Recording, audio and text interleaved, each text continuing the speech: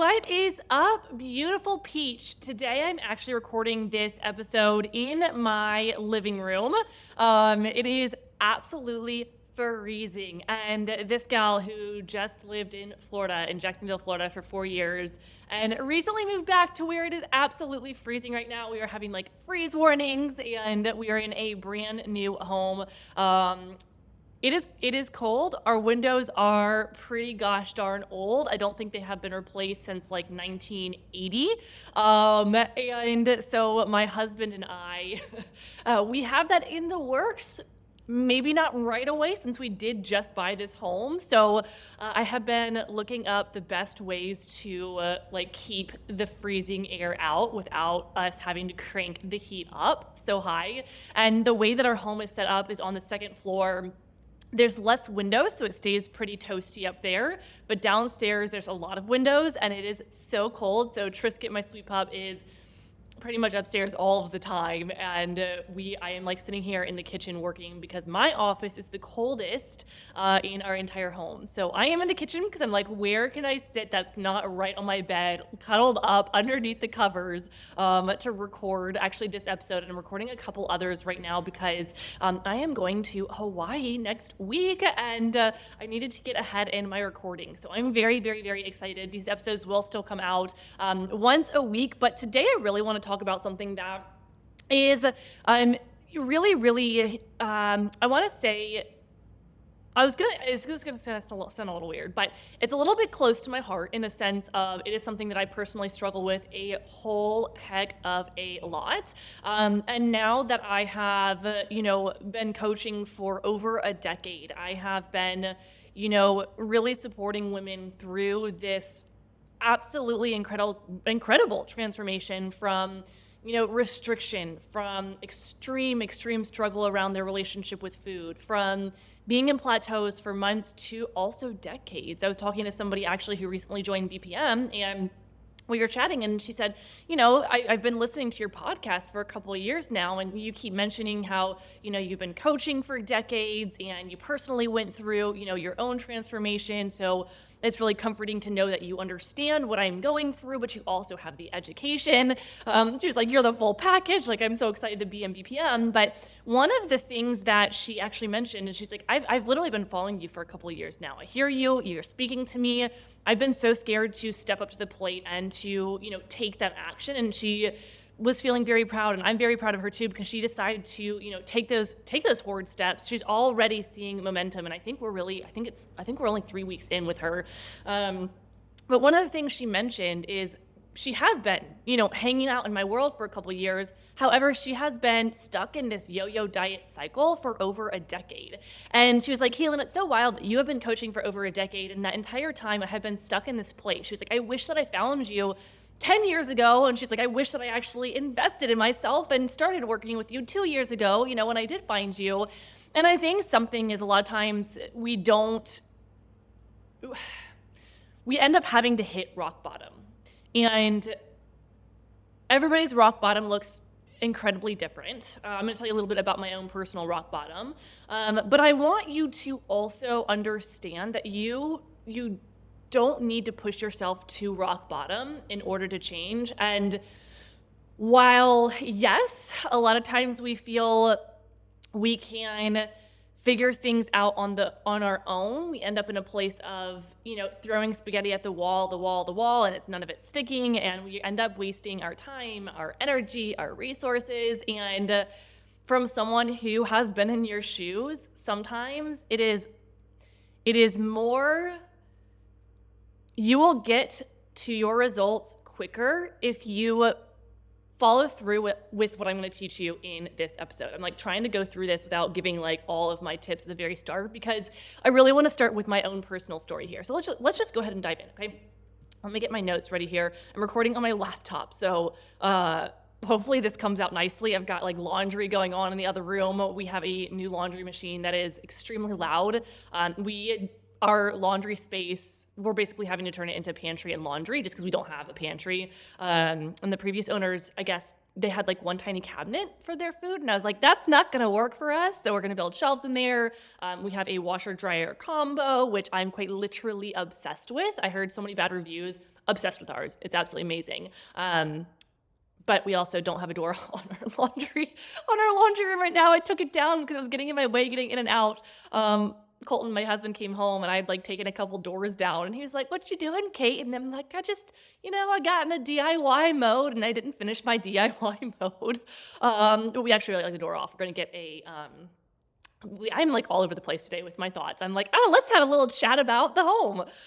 We're going to get a barn door eventually. So anyway, let's dig into this episode. Why don't we? So today we are going to be talking about all things self-sabotage. And I'm sharing a personal story of mine and just kind of my own experience with self-sabotage that initially in these notes I wrote one I'm not proud of. And I said sometimes it takes hitting rock bottom to realize you need to change.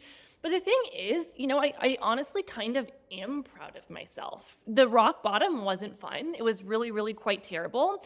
And I look back and I wish I could just give my younger self a hug and, say, "You're going to be okay." I can't do that. But I can tell you that you are going to be okay. And it is something that a lot of times we start to lose sight of the fact that we are going to be okay and we are in our heads and we're like, "Oh my gosh, I'm stuck, I'm broken, this is it for me." And so I'm here to give you the affirmation, to give you that gentle nudge forward that you can, you're going to be okay. And it just means, recognizing that you get to make those actions. I think for me, I realized like nobody's coming to save me. Like I've got to step up if I want to become the woman of my dreams. If I want to stop going to bed many nights crying myself to sleep, like I've got to step up to the plate and I have to make those changes happen. But I have to do it in the right way. And I'm going to talk you through that at the end of this episode. So every year, I would set these massive, massive New Year's resolutions. If we fast forward to probably about like 14 years ago or so, somewhere in that timeline over a decade ago. I always say over a decade ago because I can't remember exact times. I'm like, on January 5th, 2000 and whatever it might be.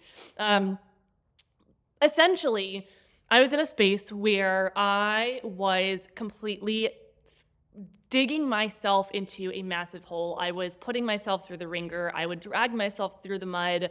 I was in a place where I was truly, I think I was working out for 2 hours a day. I would not leave the gym. I would not stop my cardio until the timer on my watch said 2 hours. I usually wouldn't really eat much before. I wouldn't eat much after. And I was so incredibly tired that I would go back to my dorm room. This was around freshman year, so that actually helps with timelines. And I would just pass out on my futon, extremely exhausted, completely just my body was tired. I was tired. I was emotionally exhausted from, racking my brain of doing all the research. I was spending hours on Google trying to figure out trying every single diet you could possibly think of having all of these, adverse reactions that weren't supposed to happen with these diets, to seeing the weight, go all over the place, to losing my period. My energy was not well. I was in a really, really bad place. And nobody really knew because I put on this brave face. I would go out, I would smile, I would pretend everything was fine. But internally, I was thinking about food 24/7. I was thinking about how much I hated my body at that time 24/7. And I was just in a really, really bad place. I remember as a freshman in college going home for some like Christmas break and literally sitting on my mom's lap and sobbing my eyes out because I was desperate to change and I didn't know what to do. Luckily for me, that's what started the domino effect. At the time, I was supposed to be a dentist or orthodontist. That's what I wanted to do because I had braces for so incredibly long.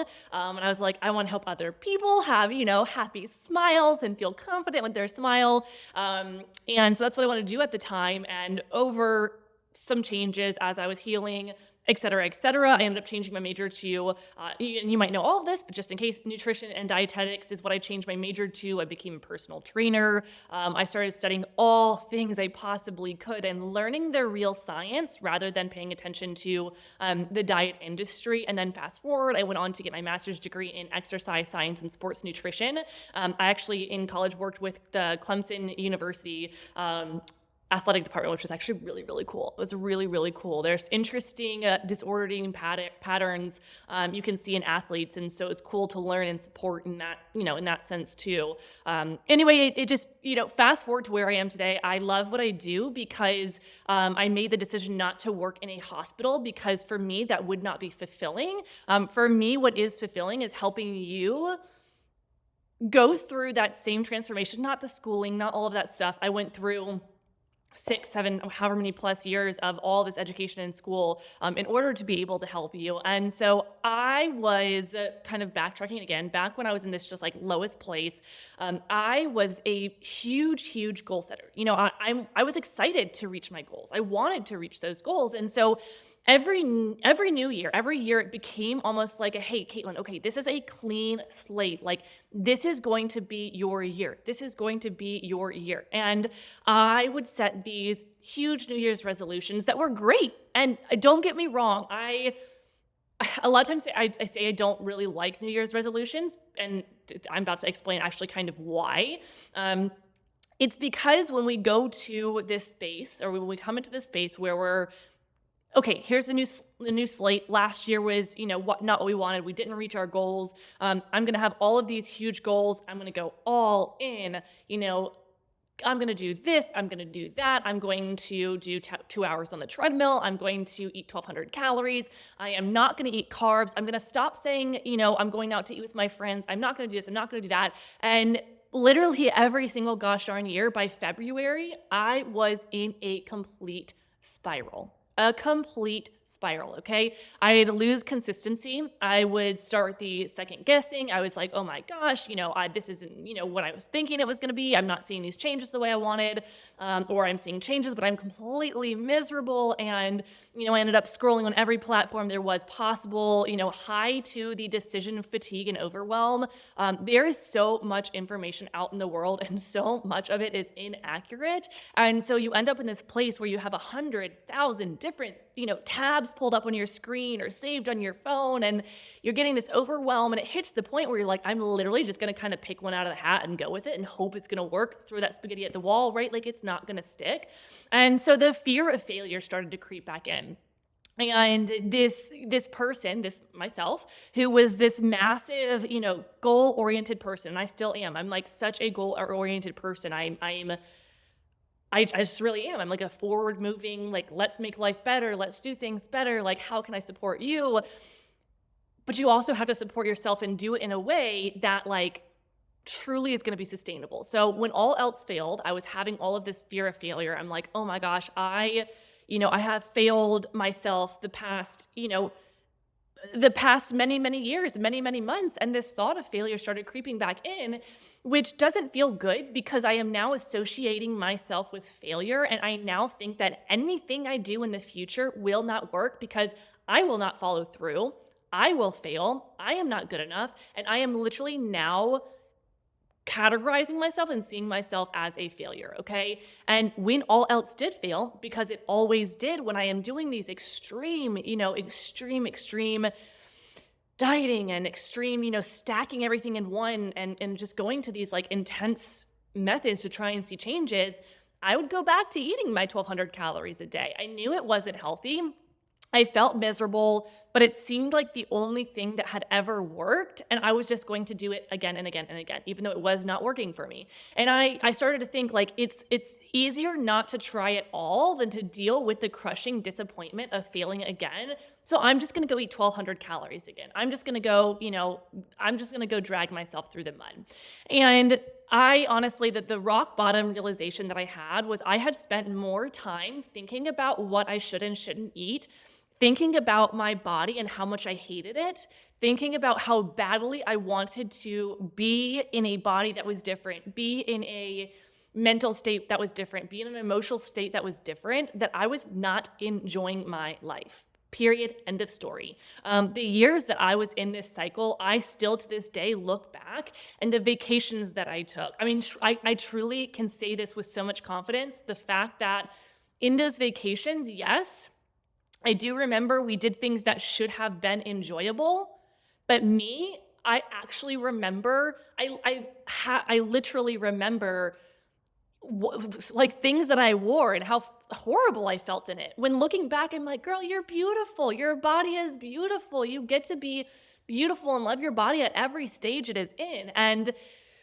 I remember the stress around food. I remember the, anxiety going into the trips, the anxiety of, going to hang out with my friends, or, it's easier for me just to say no. And honestly, failure was scary. And what hit me was like, oh my gosh, I'm so terrified of failing. I'm so terrified of this. But imagining myself stuck in that same self-sabotage cycle for another few months, another 5 years, and the rest of my life was even scarier because I literally thought, I thought about my sweet grandma, and I'm like, I couldn't even tell you a single thing about, like, I've never thought anything negative about her body. I've never thought anything negative about anybody else's body. Like, nobody is actively sitting around looking at us and being like, oh, they don't look good. Oh, they shouldn't be eating that. And I think what was scarier to me is like the realization of, if I am on my deathbed and that's all I remember, that's not a life that I wanted to live. And that's not a life that I had a little hiccup there. It's not a life that I wanted to give to, my future child, my future children. It's not a life that I want to, make my husband have to deal with it. It's just all these things. And so that decision that hit me, it was around February of my freshman year, I guess it was. And I had this decision that nobody is coming to save me. Nobody is coming to save me. I cannot just sit around and hope the change is going to happen. And so nothing changes if nothing changes. And I decided that I wanted to change. I decided this is it. I said, I'm done with the restriction. I am done with the self-sabotage. I am done playing small. I am done being the scared girl who is so terrified of failure that she is self-sabotaging again and again and again and again, okay? And I started the transformation of becoming the absolute woman of my dreams, and I am obsessed with my life now. I am obsessed with the food that I eat. I am obsessed with my food freedom. I am in love with my body, and it changes. It changes, and I know it will continue to change as I have children, after I have children. It will continue to change throughout my life, but the one main consistent thing is I know how to take care of it at every stage it goes through. Okay. And the piece here is I healed my relationship with my body. I learned how to fuel my body the proper way to give it the long-term health. I, learn how to achieve those long-term results without having to give up the dinners with my friends, without having to give up the food that I love. And I started to regain the trust in myself. And the way that this works, and this is what I do for my BPM clients, the way that, and I will tell you, I would probably say that 99.9% of the women who commit to working with me are scared of failure, are scared they will not follow through, are scared that they are going to self-sabotage, are scared that, oh my gosh, this is just never going to work, my body is broken. They are scared, but they commit anyway. That is when the change start happens. I will get you results. I am dang good at what I do. I am so good at what I do. My success rate is absolutely insane. If you show up, you will see results. End of story. And that's, I think it's like when you're scared, that's when you show up. That's when you say, I'm scared. I hear it. I recognize it. I am going to continue to do this anyway. I am going to make this change for my body. And you will start to see those changes happen, okay? But what we also really have to dig into is why the self-sabotage actually happens, and start talking about this more to help you get out of those self-sabotage patterns so you can take those steps forward, okay? And the thing is, too, I think a lot of people, I don't know if it's a lot or not. I've had women come to me who they were like, hey, Caitlin, I'm like so scared I'm going to self-sabotage. I think that I should really work on my own willpower and make sure I'm not self-sabotaging before I actually commit to working with you. And I'm like, my gal, like, that's what I'm here for. Like, I hear you. But if you're going to wait, like, you're never going to be able to get to that point to start. Like, there is literally no good time to start besides now. And the reason why I like I love the way that I coach, is because I do, it's important to take care of the healing of our mentality when it comes to a relationship with food. It can be hard, and that oftentimes is the hardest piece, right? You can follow along all day long with, what macro adjustments to do, or, this or that. But when it comes to the mentality, like, there will be good and bad days. And on those good days, you're like, oh, hey, yeah, I'm feeling great. And on those bad days, you are going to want to give up so incredibly bad. So it's my job to say, hey, what is going on? Like, why is this day bad? Like, what is going on that is triggering you, wanting to spiral, that is triggering the self-sabotage? And then we actually start to work on it. And we start to kind of like dig a little deeper there. And the beauty of this is I want you to feel comforted the entire way. And so for us to be able to dig a little bit deeper, we're not shoving the problem under the rug and avoiding it. We're actually pulling it slowly but surely out of the rug. We're healing it. And it's allowing you to actually say, wow, okay, I actually feel so good. Whoa, I don't think I'm going to self-sabotage this time. Oh my gosh, I am no longer binging. Whoa, I have lost 5 pounds. Wow, my body feels so good. And the reason for this is because we go into the new year and we are big goal gals, right? We've got the big goals. We are excited. We are motivated. We are determined.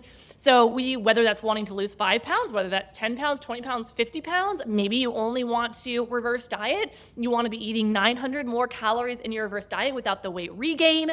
You want to be gaining the muscle, right? You want to be that gal who can go to the gym and wear your sports bra and feel so good. And the thing about this, though, is you probably had the same goals in 2023, 2022, 2024. That was out of order.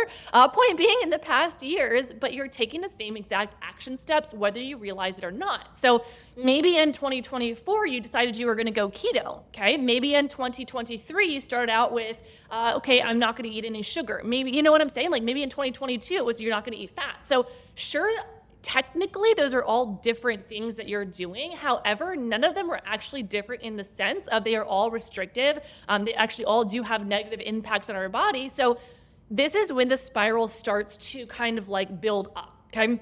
We're doing something that's not sustainable. It's not feeling good, but we're really excited. So we mentally think, if I can get through 30 days of this, done, it'll be easier. It's not going to get easier. A solid chance you're probably not going to make it through 30 days. I never did. Literally never did. I think I made it through. I literally just never did. And I can tell you right here and now, if I tried to do keto, if I tried to cut out sugar, if I tried to do something restrictive, if I tried to eat 1,200 calories, I literally would not be able to, like, I would not last.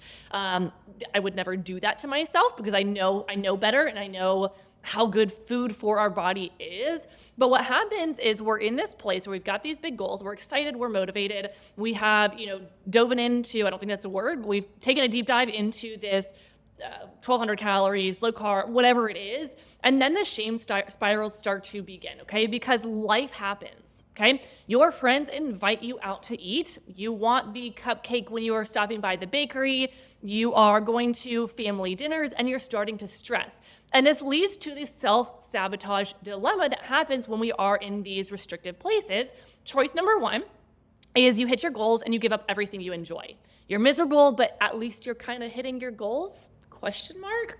Choice number two is you enjoy life, but you feel like you can't hit your goals. So you are literally in, I don't know if this would actually work for this, but a rock and a hard place. I'm pretty sure that would work, that saying, but you're in this place where you're like, I can't have it all. I can either feel great in my social life and feel great in my, my enjoyment of the things in the world, or I can have my body of my dreams and I'm not going to have, the social life. And usually if you're picking the body of your dreams, you're also actually not getting the body of your dreams because you're putting it through the ringer, which is actually going to cause your body to start having all these adverse effects: the chronic low energy, the chronic low libido, losing your period, poor sleep-wake cycles, your skin can be very, very washed out. Your hair, you might be losing hair. Like, all of these different things are happening. So in reality, sure, you might be a little leaner, but you're still not really giving yourself a long-term, healthy life. And so I think I have in my notes here, then comes the infamous thought. Actually, let me say this one. Here comes the infamous thought. I'll just have one French fry, which leads to well, I've already had one French fry. I'm already off track. I might as well keep going, which then results in the weekend binge, the Monday guilt, the starting over spirals, and the shame and disappointment in yourself. Okay? All the spirals are happening.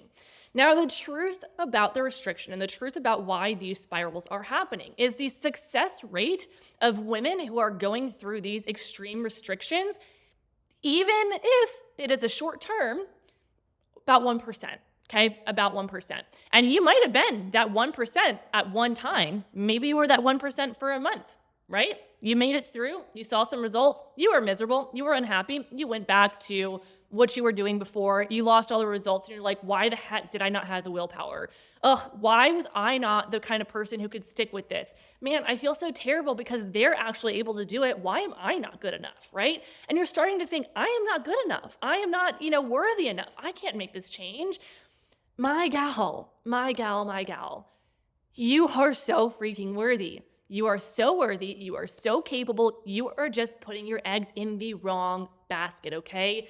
That 1% of people who are actually having quote unquote success, and the piece here is you have to actually talk about what does success mean. For them, it means they actually are literally suffering through their life in this restricted place, and they are not actually feeling so great, right?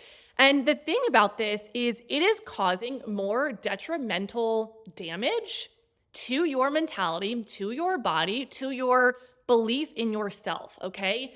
We are now creating a mindset that is connected to the good food, bad food mentality. We are now fearful of eating carbs. We are now fearful of eating sugar. We are now fearful of eating out because we think that's going to lead to weight regain. And we have all of these joyous activities in our life that are now turning into negative and anxiety-filled activities, okay? So we're in the shame spirals, we're in the binge eating, we have the food anxiety, we have the all or nothing cycles, we have the weight regain, and it leaves us in the same exact self-sabotage spiral that we were in every single other year, and we've already hit that point in February, okay? So what the actual heck do we do about it? Coming from someone who lived in those shame spirals, and who now supports women on actually healing from those shame spirals. The very first thing is understanding that you are not the problem, okay? You are not the problem. Yes, you might have a big old suitcase of baggage that has been, you're carrying with you from all of those yo-yo diets, and that is okay. That is okay. We have a bag. It has a zipper, we can open it, and we can start to slowly unpack it. We don't want to keep shoving stuff into the bag because what's eventually going to happen, it's going to burst. We are going to hit this complete, utter burnout. And you might be in that place of complete and utter burnout, okay? And so what you want to do is, number one, and let me actually go down to my action steps here in my notes. I'm terrible about paying attention to my notes. All right, so I actually have like more than I have in my notes here, but one thing is awareness, okay? Recognition and awareness that you might have a diet baggage. That's okay. I did too. So does so many women, and so do so many women in the world. That was weird grammar. Understanding and accepting and not tearing yourself apart for what you have chosen to do in the past. Giving yourself the grace of saying, hey, I haven't made the best choices in the past, but that's okay because I'm planning on making better choices now. And it's not going to be the same exact path that I went down these past years. Sometimes it means actually journaling and writing down like what you have done in the past, how it made you feel. Okay, so you did keto. It made you feel literally awful all the time. Sure, you might have seen a little weight loss at first, but then you gained it all back and then some, and you're still struggling with that relationship with food. Okay, same with the 1,200 calorie diets. Okay, same with, carnivore diet. Okay, same with Noom. Okay, same with the diet pills, right? Like, it is all the same. And so recognition and understanding that you do not want to do that again, okay? The mental piece of this is hard. Like, there is no sugarcoating it. It's the hardest piece. That's why my coaching is so impactful, because I am there to hold your head high on those days that are hard, where you just want to throw in the towel. And I am there to cheer you the heck on those good days and help you get that momentum going forward. Like, this is our chance. Like, we are early, right? We are early in the self-sabotage. being you still have plenty of your life to live, okay? And so you want to find a solution that actually includes the food that you love, okay? We get to stop cutting out the carbs, the sugar, the social events, and we have to find a solution that fits naturally into our life. And that is the reason why. So, that is the reason why, like, number one, I think so many, to be quite frank, so many coaches and so many, diets out there are doing poorly with bringing in the mindset piece and bringing in the positive mindset around their relationship with food. And I don't mean to knock anybody. I don't think anybody, I hope, I would hope that no programs or coaches or anything like that.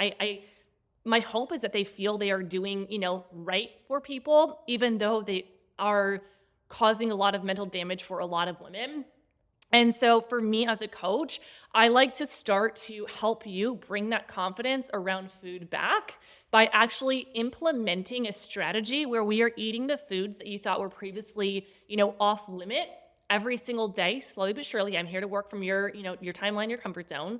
And as we are doing that, we are starting to make sure we're paying attention to our metabolism. We are paying attention to how much you're eating. We are slowly but surely healing that metabolism in that journey of healing your relationship with food, which actually helps you, number one, not self-sabotage, because what we are doing feels good to you. You feel good in what you are doing. You are not spending hours and hours at the gym. Colton and I, my husband and I, were laughing because we love to work out with each other. It's just more fun. But we end up at the gym so much longer, and we're like, this does not make sense. Like, whenever we are doing like our own workouts, we're done in like 30 to 45 minutes. And wherever we're together, it's like a little over an hour. And we're like, why is this taking so long? So we now have decided that we can't do the same body parts. We can't work the same body parts when we are at the gym, because we sit there and we chat and we giggle and we're, goofing around. And sometimes we do that. We're like, it's fine. We're just gonna, we'll go goof around and get the workout done and, still effective workout. But sometimes we're like, yeah, I don't really want to spend too much time at the gym today. And so we'll go to the gym together, do our separate workouts, and we're done in, 30, 45 minutes. But that's the thing. I think a lot of people are unhappy with what they're doing, not only with their food, but also their workout game plan, and they feel struggling. I was actually in a coffee shop the other day, and there is a new reformer Pilates class. I've never been. I've been so curious about those classes. I think they would kick my butt. But there was two friends who were in there, and they were talking about the class. I was like, hey, sorry, like, I heard you talking about reformer Pilates, and I was like, where is this? And I think it was a Friday. She had gone every single day. She's like, I am so exhausted, but I really need to hit my goals. I held my tongue. I'm like, everybody has to go through their own phase of figuring out their own burnout. But the point being here is you want to figure out something not just with your food that is sustainable, but also with your workout game plan, because then it starts to feel good to you. It's actually enjoyable, actually maintainable, actually sustainable. You're not saying no to eating out with your friends. You're seeing these results, and it allows you to get that momentum moving forward. You're feeling excited, you're feeling good, and off you go into the rest of your life. I mean, it's not that easy. It's not like boom, boom, boom, here you go. Like, you got to put in the mental work, the learning, the unlearning the diet mentality. But it is so incredibly worth it, okay? And it's also about habit stacking in the sense of, we don't want to try and do too many things at once. So we want to slowly but surely build in this lifestyle that feels good to you. I was talking to people, I don't know, I just been like chatty today with people, or chatty lately with people. I was in Trader Joe's. How did this even come up? I was checking out Trader Joe's. I know how it came up. And she was like, oh, did you get everything you needed today? I was like, yeah, I did. I was like, wait, no. And I like ran back and I got the little Trader Joe's dark chocolate, like their Reese's. By far, I think those are my absolute favorite. I always grab a bunch of them, and I'm like, wait, I need to stock up here. And how did this come up? So she said, oh my gosh, yeah, that's what, okay. So she was like, yeah, I love those.